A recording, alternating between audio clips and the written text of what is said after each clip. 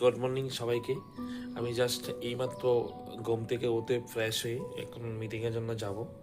তো বেসিক্যালি সকালবেলা ঘুম থেকে উঠলে স্নান টান করে অনেকটাই ফ্রেশ লাগে। তো আমাদের নর্মাল লাইফে আমাদের প্রত্যেকেরই করা উচিত সকালবেলা ঘুম থেকে উঠে একটু জল খেয়ে তারপর একটু এটে তারপর ব্রেকফাস্ট করাটা খুবই গুরুত্বপূর্ণ।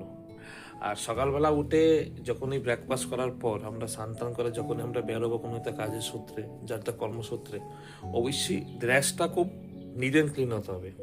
ড্রেসটা যদি নিট অ্যান্ড ক্লিন হয় তাহলে কী হবে, আমাদের যে মাইন্ডের মধ্যে যে একটা পজিটিভ জিনিস সেটা অটোমেটিক চলে আসবে, মানে এটা আমি মনে করি।